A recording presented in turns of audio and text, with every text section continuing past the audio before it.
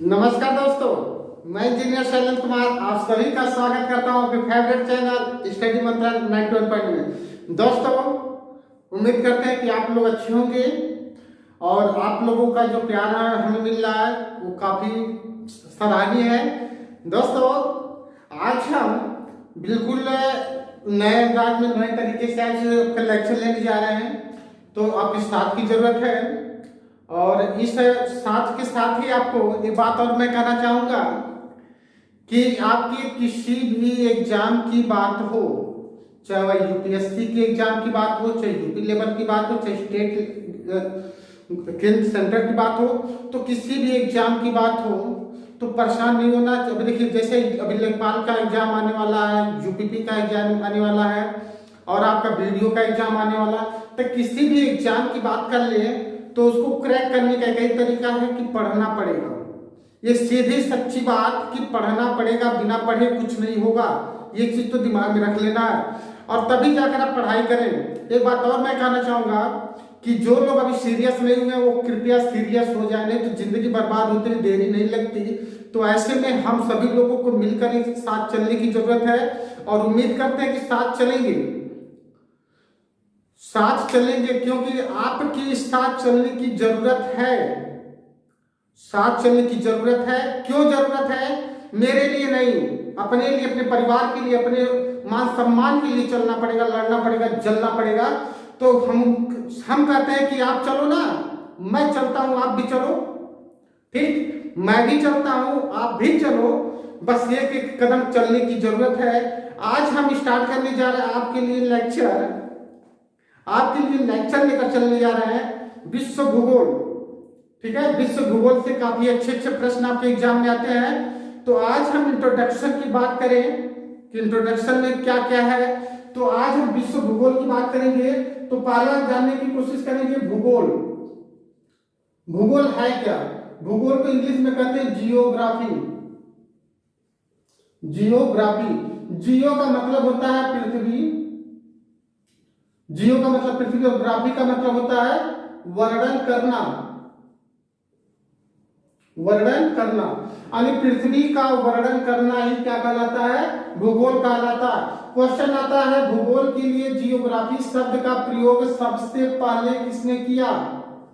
Okay, भूगोल के लिए जियोग्राफी शब्द का प्रयोग किसने किया था? तो इरास्थिनीज ने किया था। ध्यान देंगे, इरास्थिनीज। क्वेश्चन अपनी कॉपी में नोट करते चलेंगे। ठीक है, भूगोल के लिए जियोग्राफी शब्द का प्रयोग किसने किया? तो इरास्थिनीज ने किया। इरास्थिनीज को क्या कहा जाता है? व्यवस्थित भूगोल का जनक भी कहा जाता है। क्या कहा जाता है? व्यवस्थित भूगोल का जनक भी कहा जाता है। ध्यान देंगे, भूगोल का जनक नहीं, व्यवस्थित भूगोल का जनक की बात आएगी तो इरास्थिनीज साहब है। अगर जनक केवल की बात आएगी, केवल और जनक की बात आएगी तो हिकेटियस साहब को कहेंगे। Hecataeus clear? हिकेटियस को जनक कहेंगे। भूगोल का जनक किसे कहेंगे?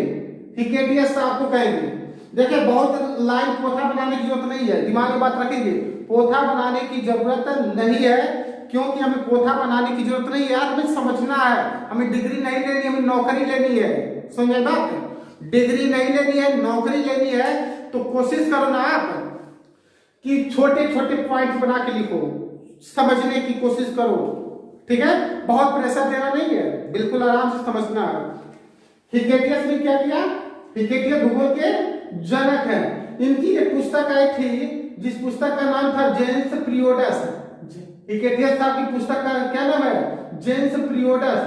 बहुत ही फेमस बुक थी जेन्स पीरियोडस। ठीक है, यहां से बात करेंगे। ये तो हिकेटियस को भूगोल का जनक, केवल अगर जनक की बात आएगी तो हिकेटियस साहब को बिल्कुल क्लिक करेंगे। अगर उसकी बात अगर आता है आधुनिक भूगोल का जनक या वर्तमान भूगोल का जनक या वैज्ञानिक भूगोल का जनक, ठीक है, इन तीनों की बात करेंगे। आधुनिक भूगोल की बात, वर्तमान भूगोल की बात या वैज्ञानिक भूगोल की बात करेंगे तो ये आपके कौन आ गए? अलेक्जेंडर। ध्यान देंगे, अलेक्जेंडर वान हम्बोल्ट। अलेक्जेंडर वान हम्बोल्ट। ये अलेक्जेंडर वान हम्बोल्ट को आधुनिक भूगोल का जनक कहा जाता है। क्लियर? वर्तमान भूगोल का जनक कहा जाता है या वैज्ञानिक भूगोल का जनक कहा जाता है। इन तीनों का जनक किसे कहा जाता है? अलेक्जेंडर वान हम्बोल्ट। अ से अलेक्जेंडर, अ से आधुनिक, ठीक है, अ से अलेक्जेंडर, अ से आधुनिक। क्लियर? देखिए ये क्वेश्चन आपके इंपॉर्टेंट है, सारे क्वेश्चन इंपॉर्टेंट है। इसके बाद ये सारी बातें उन्होंने कर दिया, इन्होंने अपनी पुस्तक में दर्शा दिया, इरेस्टनिस ने दर्शा दिया, हिकेटियस ने दर्शा दिया, सबने दर्शा दिया। इसके बाद आ गए मिस्टर निकोलस कापरनिकस का, ठीक है, ये आ गए, मजा लेने यही बंदा आया, ठीक है। अगर कुछ अच्छा किसी ने बात किया तो निकोलस कापरनिकस ने कहा। निकोलस साहब आए और कह दिए कि भैया सूर्य कहाँ पे है? तो केंद्र है, केंद्र में है। कहाँ पे है? सूर्य केंद्र है। यानी सूर्य के केंद्रीय परिकल्पना का प्रतिपादन किसने किया? तो इसी निकोलस कापरनिकस ने किया, ठीक है। जब ये सारी बातें समझ में आ गया कि निकोलस कापरनिकस ने कह दिया कि सूर्य कहाँ पे है, केंद्र में, केंद्रीय परिकल्पना का प्रतिपादन किया, तो उसके बाद की बात करेंगे।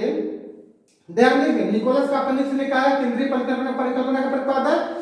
साथ ही साथ अब जब बात आ गई कि यहाँ पे, तो आपको पता होगा कि ग्लोब बना, विश्व ग्लोब बना था। तो विश्व ग्लोब के निर्माण करता कौन? मार्टिन व्यायाम। ये बंदा भी मजा लेने लगा, ठीक है, मार्टिन व्यायाम। इन्होंने क्या कर दिया? विश्व ग्लोब बना दिया। विश्व ग्लोब के निर्माण करता कौन? मार्टिन व्यायाम। क्लियर है? मार्टिन व्यायाम।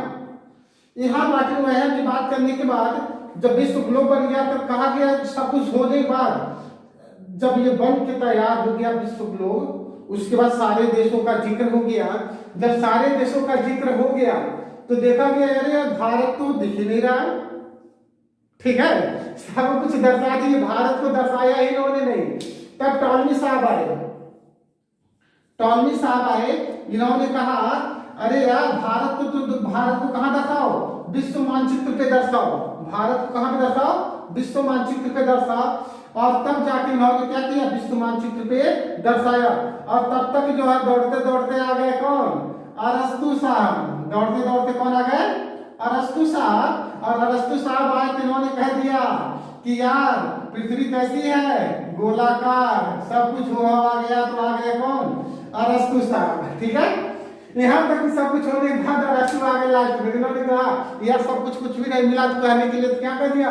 पृथ्वी गोलाकार है, ऐसा माना, एग्जैक्ट नहीं बोला, माना, ठीक। सब कुछ इतना समझने के बाद हम जो ये भी समझ में आया, पृथ्वी भारत को दर्शा दिया गया। और सारे जगह जो पढ़ने की अनुमति थी, ये सारे के सारे लोग क्या थे? यूनानी खगोलविद थे। भूगोल को पढ़ने वाले कौन थे? यूनानी खगोलविद थे। ऐसे में क्या हुआ कि 19वीं सदी में, कब 19वीं सदी में भूगोल को स्वतंत्र विषय के रूप में पढ़ने को ये मान्यता प्राप्त मिली, ठीक है। कब मिली मान्यता प्राप्त? तो 19वीं सदी में मान्यता प्राप्त हो गई। क्लियर है? तो उम्मीद करते हैं दोस्तों ये छोटा सा प्यारा सा लेक्चर आपको समझ में आया होगा। अगर वास्तव में कुछ करना है दोस्तों तो लगना पड़ेगा, मेरे साथ नहीं, अपने साथ लगो। और अपने साथ भी ना लगो तो किसी और के साथ लगो, लेकिन लगो तो लगो यार। मैं बस इतना ही कहूंगा, लगो तो लगो, बाकी उसके अलावा कोई उपाय नहीं है, कोई रास्ता नहीं है, ना आपका कोई मदद करने वाला है। आप स्वयं एक हनुमान की तरह हो, बस हम उसे जगाने की कोशिश कर रहे हैं। तो हनुमान बन के सब कुछ कर रहा हो, ठीक है। तो दोस्तों थैंक यू।